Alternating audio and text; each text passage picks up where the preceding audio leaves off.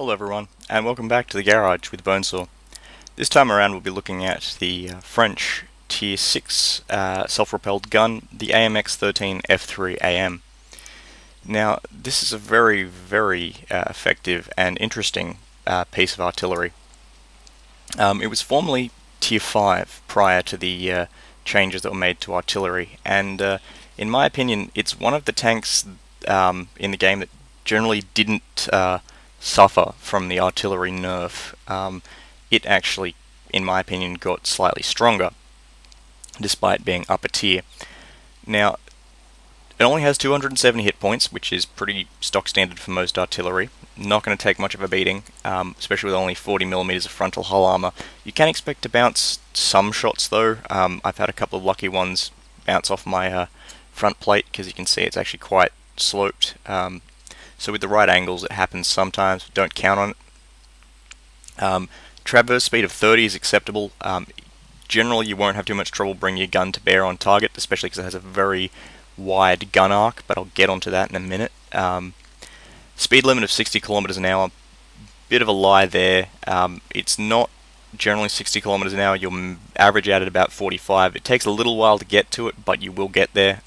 You can get up to 60 on the flat sometimes, down hills most certainly, but if you really do need to shift in this thing, you can get away pretty quickly. You just need to anticipate the enemy a little bit. If you know they're coming, don't wait till they're right at your doorstep. Get moving beforehand and then you'll be able to get away, because you do take a little while to accelerate.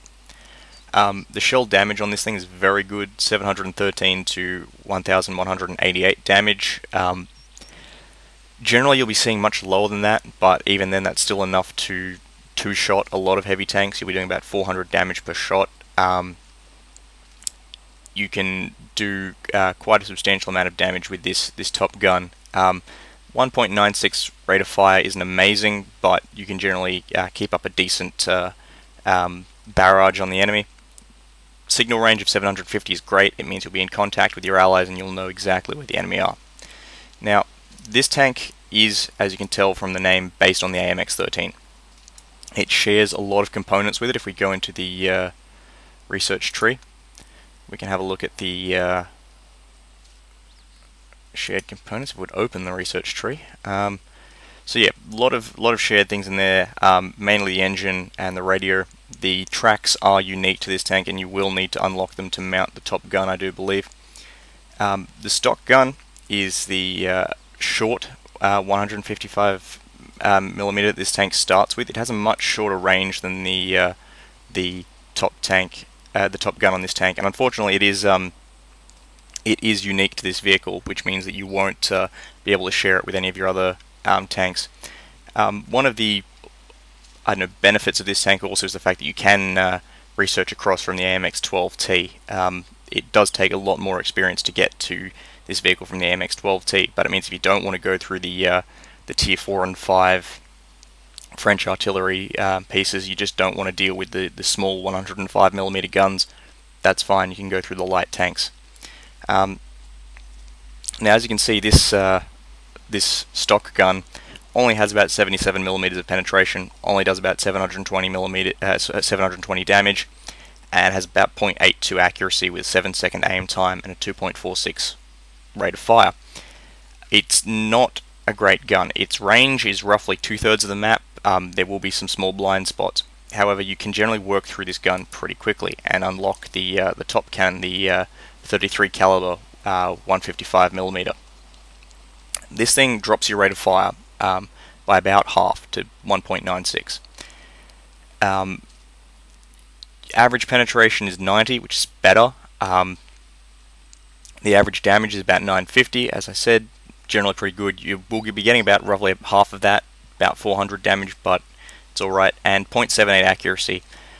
0.78 accuracy sounds kind of bad, but it generally is pretty accurate, especially when you have a well-trained crew. The 7-second aim time is really what hurts this gun, and that's why I mount a enhanced gun laying drive to really give you that increased ability to put shells on target quickly and with good accuracy.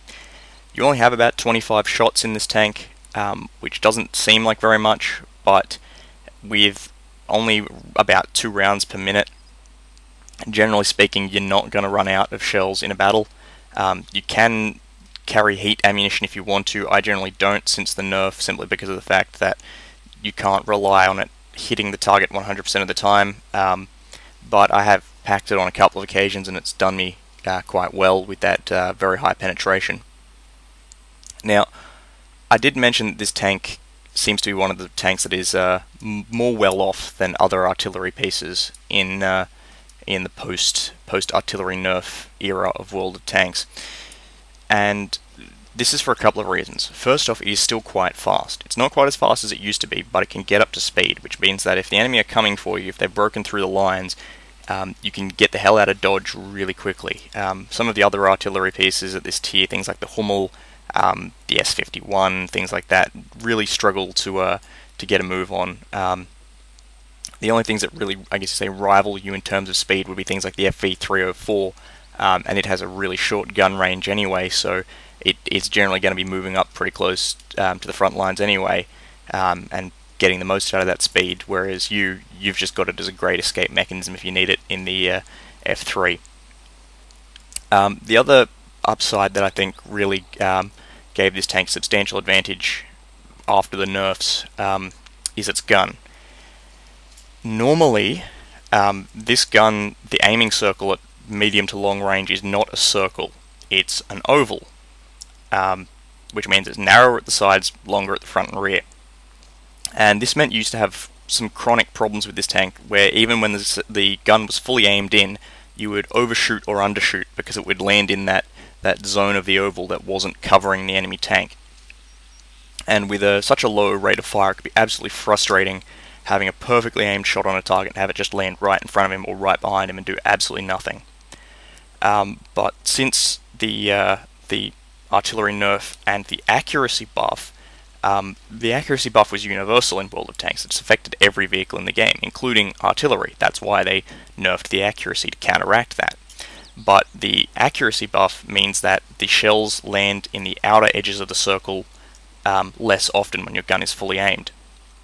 That's a tremendous buff for a gun that, when fully aimed, is essentially an oval, because it means that it will land much closer into the center, and it means you're much less likely to overshoot and undershoot your target. It does still happen, but more often than not, you can kind of compensate for that by adjusting your fire and really ensure that those shots will land on target every time and absolutely devastate the enemy. The other upside of this tank is that, say, compared to its cousin at tier 6, the Hummel, because they are very, very similar. They are tanks with very long, very accurate 155mm guns. The Hummel has a rather small gun arc. The AMX F3 does not. It has a quite large gun arc. It covers roughly, I'd say, 60 degrees of the tank. However, the advantage of this, well, not advantage, but strange quirk of this tank is that, much like the French Tier 5 tank destroyer, the S-35 CA, its gun has an aiming bias. It will only cover to about there on the left-hand side of the hull, but on the right you can turn the gun all the way over beyond the front corner of the tracks. Means you have a very large area that you can cover to your right, which often means that this tank has advantages if you do need to engage in direct fire, hiding up against buildings or around corners where you can keep your gun pointing out to the right and wait for enemies to come in very close. This gun is also quite accurate at close ranges, meaning that you can, if in need, engage in direct fire against enemy targets, which you'll see in my replays. Very effective direct fire weapon when you give it enough time to aim. The aiming bias on this gun also means that if you park yourself strategically at the very start of the game, you can cover a very wide area of the map with the arc of your gun without having to turn your hull and reset your aiming circle, which means that you can very much mitigate that 7-second aim time, especially with the laying drive installed, and that means you can very much keep up accurate fire on important enemy targets. Other upgrades you might want to consider for this tank include a camouflage net, just for increased stealth, a gun rammer, Gun rammer will increase your rate of fire. I don't run one because I generally find that I manage well enough with the 1.96 rate of fire, and really that's the gun laying drive that I need more. Aside from that, you don't really need any of the other upgrades.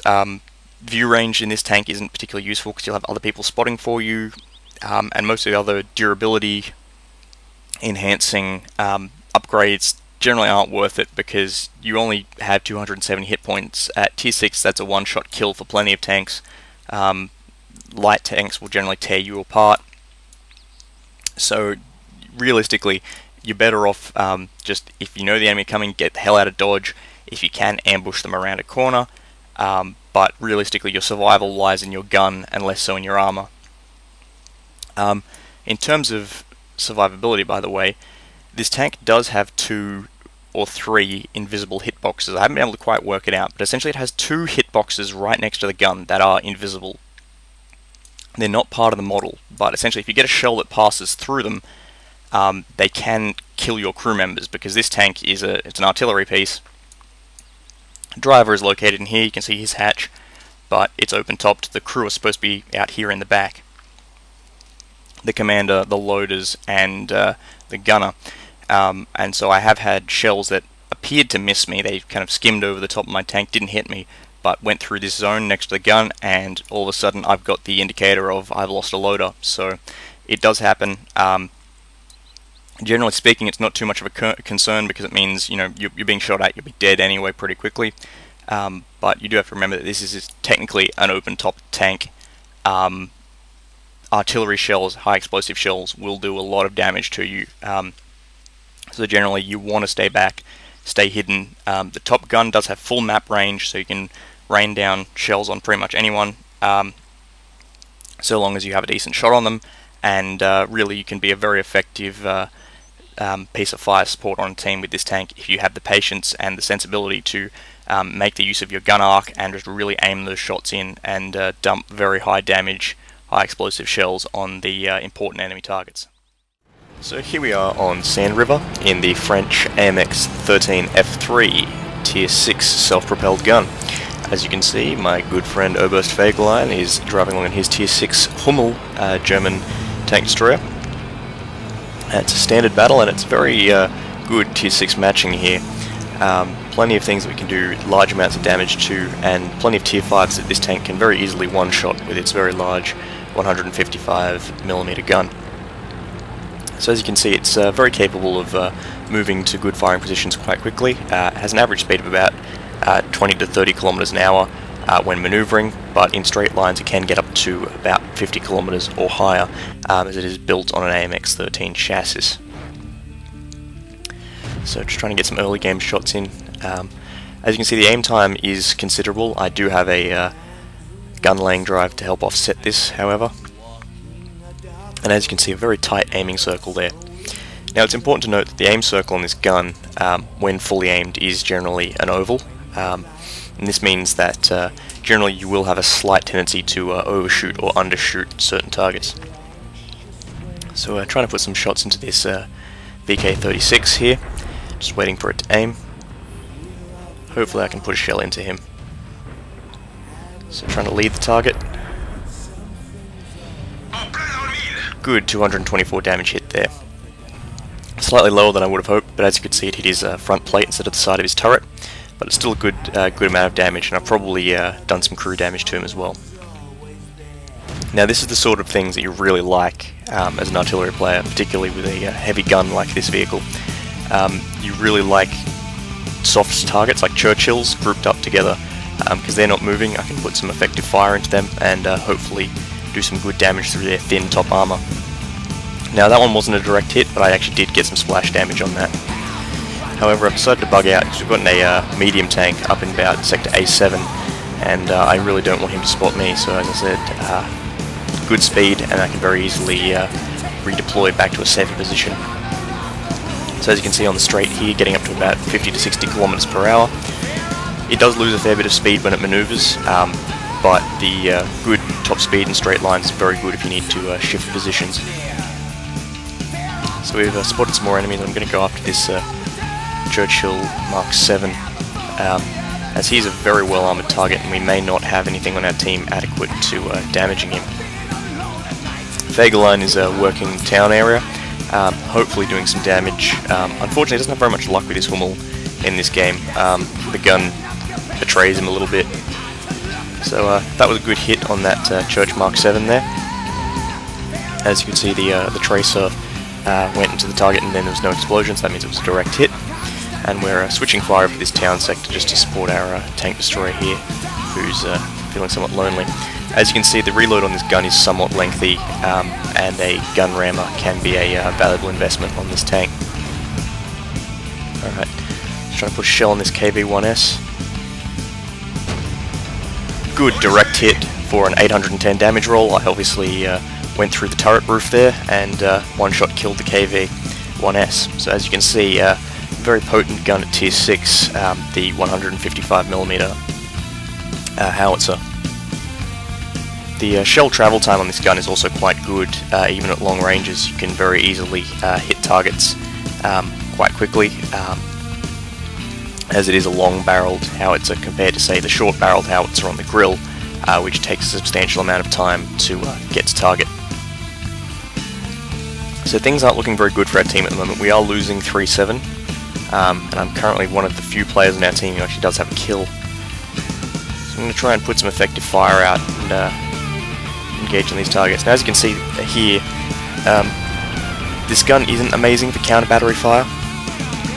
I'm trying to aim in on this birch gun here. Fagerline misses and doesn't get the direct hit. I'm trying to leave the birch gun so he can finish it off and go after the Hummel. But as you'll see, once again, missing the Hummel by mere inches.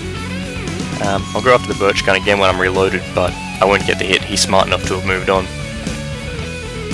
And this is really some of the weakness of these tier 6 artillery pieces, engaging in counter battery fire, because generally if you miss, the reload is long enough that the enemy can easily displace, and so unless you have another scout to detect them, you can miss your opportunity to engage the enemy.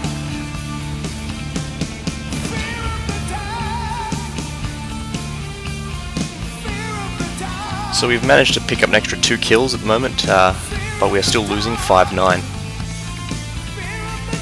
Hopefully going to shell this medium in the town. He's a German T25 premium. Very good little tank. Trying to put the shell in. Unfortunately, with the crowded nature of the town, I don't want to waste the shell on a building, and unfortunately overshoots and I miss my target.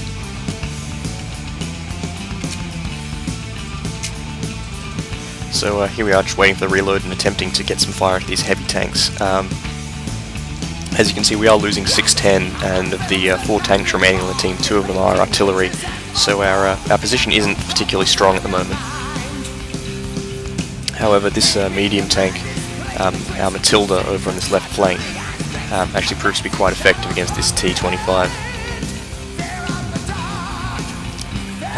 Surprisingly enough, he's actually using the 3-inch howitzer.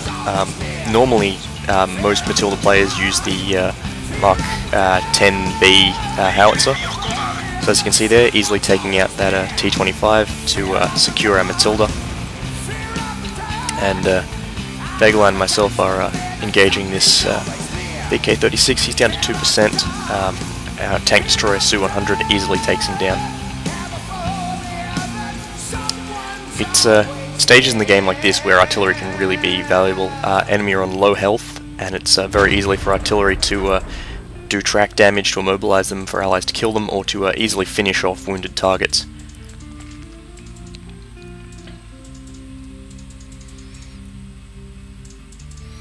There is another downside, however, to that scenario where we have half of our remaining team being artillery, and that is our low rate of fire means that we are very vulnerable to getting overrun by the enemy if they act in a concerted fashion. Thankfully, they do seem to be coming at us in dribs and drabs, which means we really can focus fire on the toughest targets. So we've spotted a tank coming in from the north, and it's an AT2, and it's something that really needs to be engaged quite specifically, because if we don't engage it in specific, its very heavy frontal plate will result in extensive damage.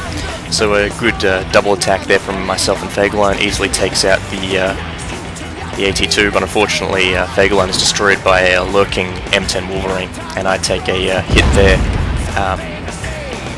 from, I do believe, Churchill Mark III. So I'm moving in an attempt to try and reduce the damage to myself.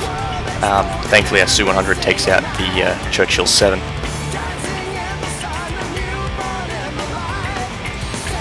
As you can see, this gun can really do some extensive damage even to heavily armoured targets like the AT2. It was a direct hit to his frontal hull, and even with 208mm of armour I did a 400 plus damage roll. Very effective for dealing with hard targets. So now it's mainly a waiting game, trying to engage the enemy as best we can whilst not exposing ourselves. So I'll aim in on this Churchill Mark III of iron sights. Direct hit, taking him out for 249 damage. Very good open sight shot there. Generally in late games like this, when it's very tight like this, I prefer to fire over open sights against enemies, as it allows me to fire over them whilst being aware of my surroundings and allowing me to place myself behind cover. So we've managed to swing things around. Our teams are pretty much exact inversions of each other. Ours is 2 tank destroyers and 1 artillery piece, while theirs is 1 tank destroyer and 2 artillery pieces. I am, however, concerned about that Hummel. He can very easily kill me in 1 shot. The Birch gun I'm less concerned by. Birch guns generally have a good rate of fire, but they're not very accurate and they don't do very much damage. I'm pretty confident that our tank destroyer friends can take out this tank, the enemy tank destroyer.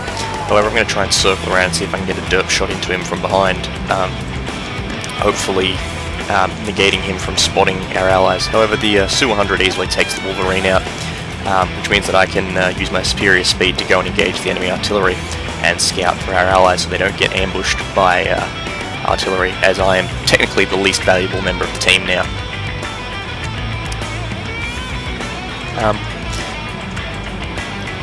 For some reason the game seems to be censoring out the word electo in the chat filter. I don't know why that is, just thought I'd point it out. So as you can see here, taking along the usual scout tank route, I'm going to use this berm here, the sloped side on the other side of the berm, to try and pick up some speed so I can really rush the enemy base. As you can see, the fantastic speed on this tank, very easily getting up to 60 kilometers plus on the flat ground.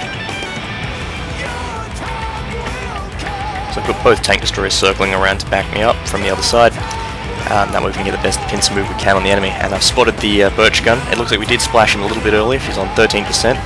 So I'm just going to concentrate on dodging his shot. Alright, I've dodged him. And now he's not going to get away from me very quickly, so I'm going to circle around, wait for it to aim a little bit, and then take him out with the derp shot from behind. As you can see, the aiming bias on this gun, with its wider traverse to the right, does mean it's very good at circling around from the right and trying to turn around on your enemies in a right-hand turn, because you can engage them more rapidly. Avoiding the shot from the Hummel there, waiting for my gun to reload and aiming in. I'm trying to really help out the Selector here because I don't want him to get derped by the Hummel as he tries to crash the berm or something like that. I'm just waiting for it to aim. Firing, and unfortunately the shot misses. So I'm going to move again, try and rush the Hummel and derp him up close, but I don't think I'll get a chance to. I get the feeling our tank destroyers are going to take him out before I get there. But as you can easily see, the speed on this tank makes it very good for rapidly displacing, and it does make it very hard for counter battery fire or light tanks to engage this SPG.